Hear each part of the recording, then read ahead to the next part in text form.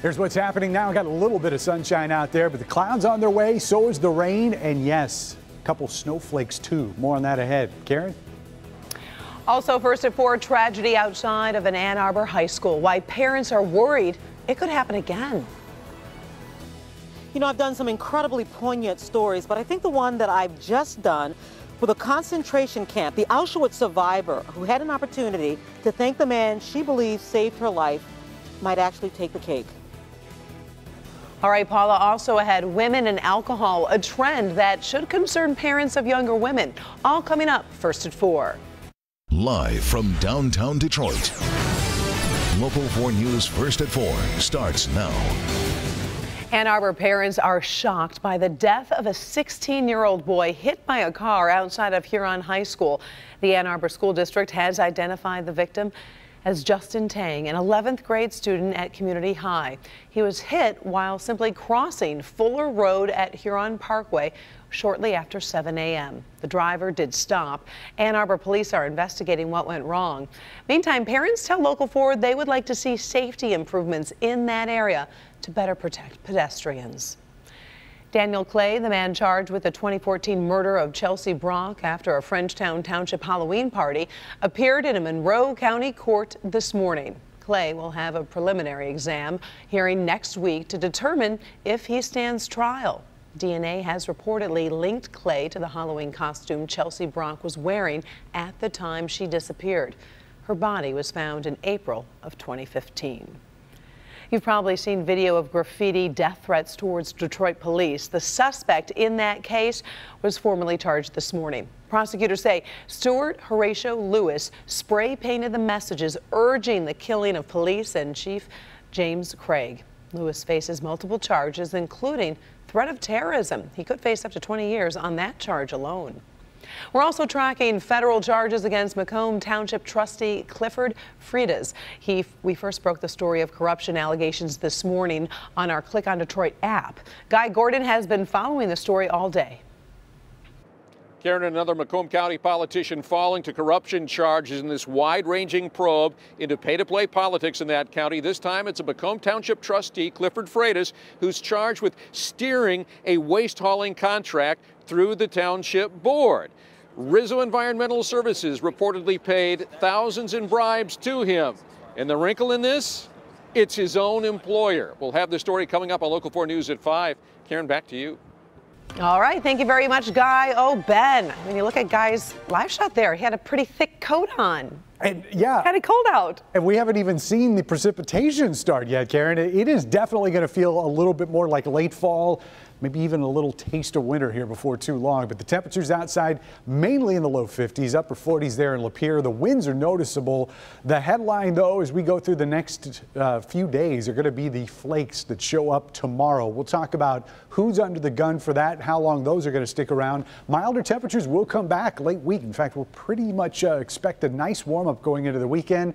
And Halloween is looking really good. We'll check that out and break down some of those rainfall totals in your 4-zone forecast in just a few minutes. Karen? All right, sounds good. Thank you, Ben. Election day is 2 weeks from today, and while early voting is already underway in some states, the presidential candidates are staying busy on the campaign trail. Devin Skillion is live in the newsroom with the latest on the campaigns and a new national voter poll. What does it say? Exactly, Karen. The latest numbers from the weekly election tracking poll from NBC News and SurveyMonkey show Democrat Hillary Clinton holding a lead over Republican Donald Trump among voters nationwide.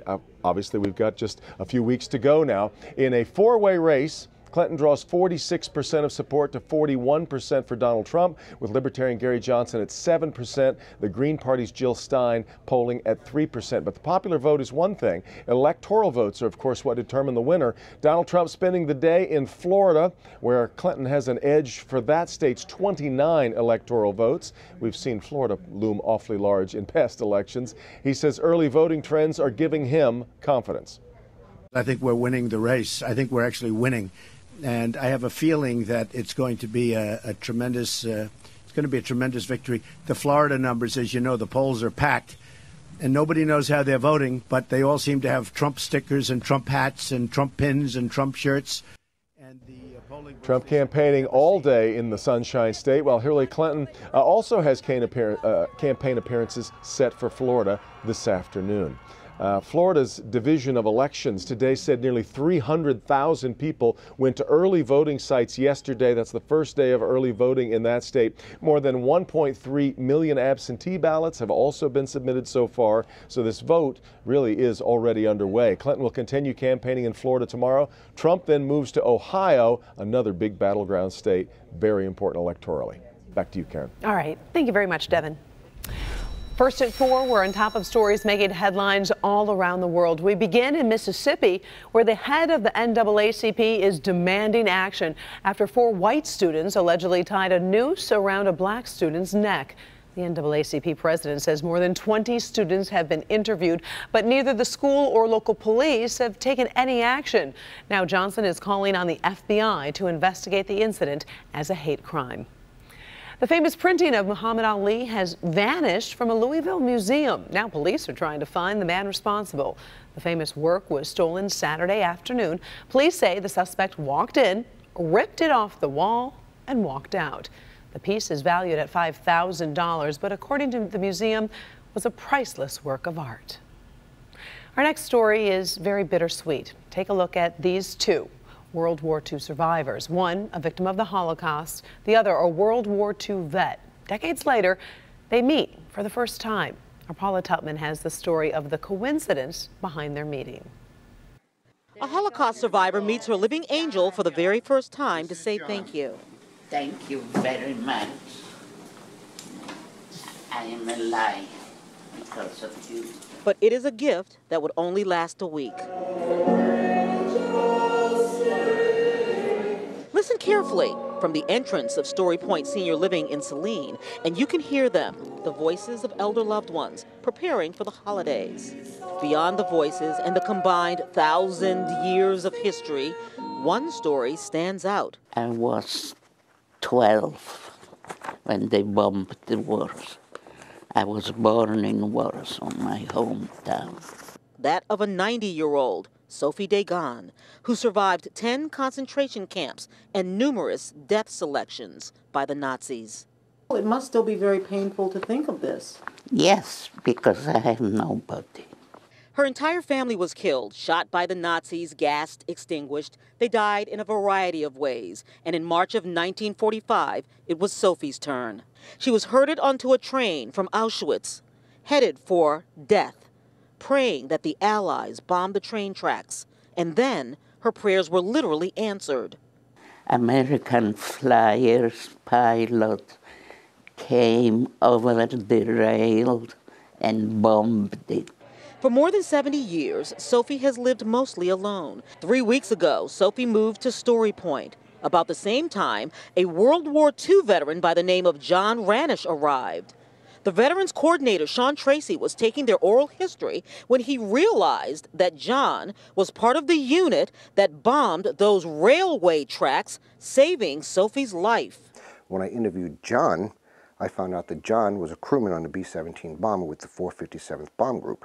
The two met last week, the World War II bomber and the Holocaust survivor.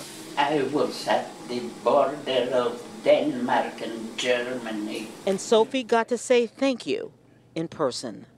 I thank every veteran who served, and especially if he's a pilot. Hey, who knows? This might be the one that saved my life. Yeah. So, oh, I forgot. So, you know, Sophie lived alone. She's lived alone most of her life. And in fact, she had a brief marriage, no children, no family. Karen, amazing that she would have a chance meeting with this gentleman. I do want you to know that 15 minutes before we arrived to do this story, John passed away. But I do think it is incredible that she had an opportunity to meet her angel before he officially got his wings. This is the true definition of service. We wish his family well, and we thank them. So nicely put. You're right, Paula. A true angel, and what a coincidence for them to be able to be in that same place. And for Sophie to be able to actually say thank you to him. And just for a short amount of time, just enough for her to thank him. And of course, we will keep John's family in our thoughts and prayers. Thank you, Paula. Ahead first at 4, we're going to turn the tables a little bit. We're going to talk about some trending stories. Kim Kardashian's libel lawsuit, how the reality star is putting questions about that Paris robbery to rest. Also, in Good Health tonight, a new trend involving women and alcohol, plus why some of you should be working harder to get your heart healthy. Up first, terror at a theme park. What some witnesses are saying they saw just before a deadly accident. That's next, first at 4. And as you saw, Dr. McGeorge is here. He will have the latest in health news. We'll be right back. Coming up all new on Local 4 News at 5 and 6. A Detroit mother and her children living in their rental home without any running water. What is really going on here? Help Me Hank investigates, demanding answers tonight from the property management company.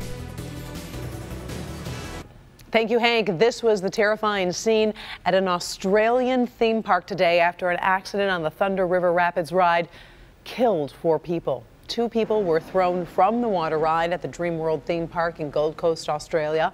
2 others were trapped inside when the ride malfunctioned. The victims were all adults in their 30s and 40s. Witnesses struggled to describe what they saw.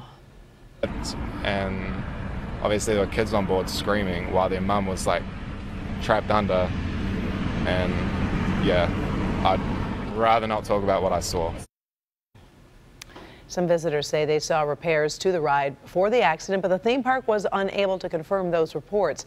The park is closed indefinitely. The accident under investigation. And Ben is back. You said yesterday, enjoy it because it was going to get cold. I'm not like trying to be dramatic, but it just like this morning, it really was. I was bundling up the kids. Yeah, I mean, it was just last week we were wondering if we were going to wear shorts for Thanksgiving, and now here comes the real stuff. Not only is it getting cold, but we may see a few snowflakes. Oh, no. Yeah, before we're all said and done. 40s and low 50s is what we've got out there right now. We do have some clouds that are going to thin out again, just like what we saw last night. And temperatures will drop again into the 30s as we head into tomorrow morning. But it looks pretty nice out there over downtown Detroit. Still trying to get used to seeing the hockey arena in that shot. But 50 degrees is where we're at right now at Metro. Pressure is high, 30-41. Usually that guarantees us clear skies, or at least mostly clear.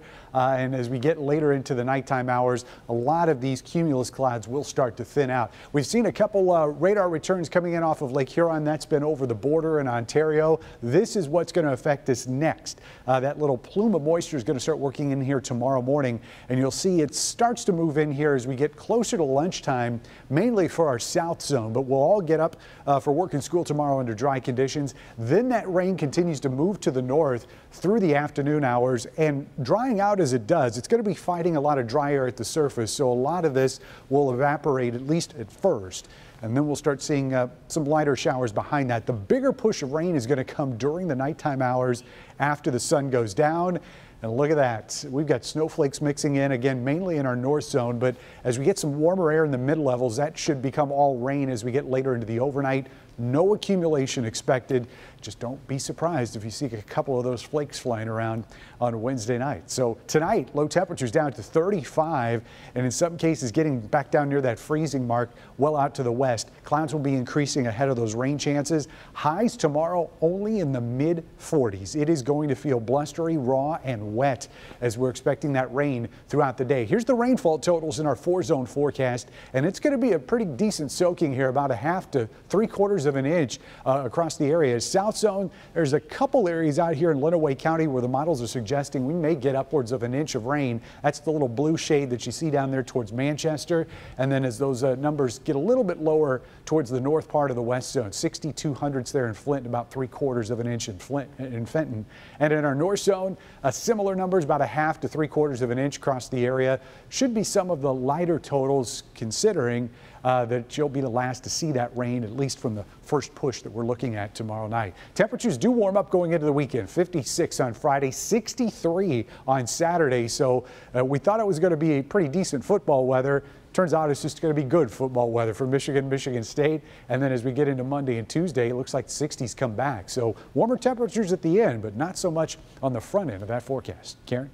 All right, Ben. In Good Health, an eye-opening look at heart attacks and heart-healthy habits right in Metro Detroit. Dr. McGeorge is here with a really big difference that we're seeing depending on where you live. That's exactly right. Wide range across the metro area. In point of fact, a new report shows Ann Arbor is among the healthiest cities in America when it comes to heart attacks.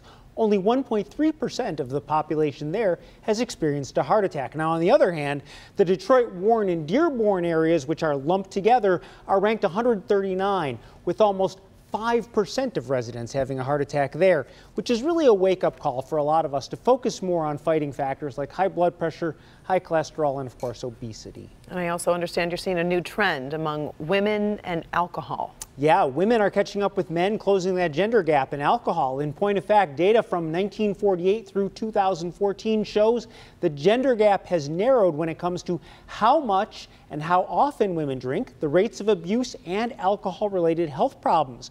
Now, that narrowing gender gap is most prominent among young adults, which is something for parents of young people to keep in mind. This is not really just a problem of young men anymore or of men anymore. It is a problem across all demographies. And have those conversations, because many times it starts with the binge drinking and then that can turn into a whole lifestyle. That's exactly it, but it's not just a gender-specific thing. All right. Thank you, Doc.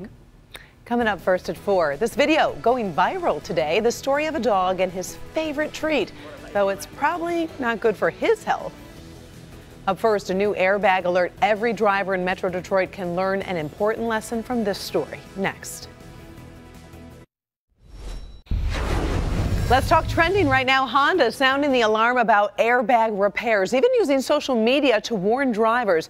That's one of our trending stories first at 4. Honda says 300,000 drivers still need to have their airbags repaired.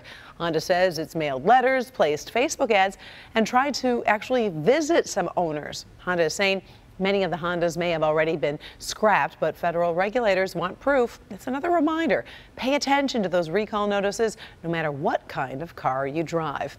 Also trending today, some vindication for Kim Kardashian. A gossip website has admitted its reports that she staged that robbery in Paris were totally false. The reality star sued Media Takeout for libel earlier this month. The site reported that French authorities suspected the crime was a hoax, but the stories have all been taken down. The website published a retraction yesterday, and Kardashian has dropped her suit. Take a look at this precious pup. He is trending today. His favorite treat isn't your usual doggy snack. This English bulldog loves ice cream, and his story is going viral. Rambo is 2 years old, and every time the ice cream truck comes by, he goes running up to the truck for a treat. Isn't that cute? He's even become friends with the ice cream man who says Rambo's the only dog in the neighborhood who isn't afraid of his truck. Look at that. I know. How can you resist when you see him running up to the truck? You got to give him a snack, right? Nice, yeah. Speaking of snacks, everybody obviously loves Halloween snacks, most of us, but wait until you hear how many calories we eat during the holiday.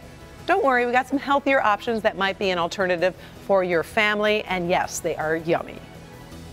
He's the teenage boy whose life-saving journey captured hearts all across the country. Want to stand up? We first introduced you to Trevor last year as he waited for a new heart and then finally got one. At first, everything seemed perfect. He did well for the beginning part of the year. And now, a crushing setback.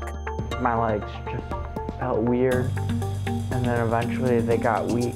Tonight at 11, what happened to Trevor? The mysterious illness no one, not even doctors, can explain. Helping people get... Well, we all know we love Halloween treats, but you need to be careful not to overdo it because you can get a lot of calories. Consider this from registered dietitian Grace DeRocha at Blue Cross Blue Shield. She says the average American consumes approximately 3.4 pounds of candy, the equivalent of 7,000 calories over Halloween. Just in candy? Yeah, I think I've already started. I've got a good 2,000 or 3,000 in already. 3 days. I know.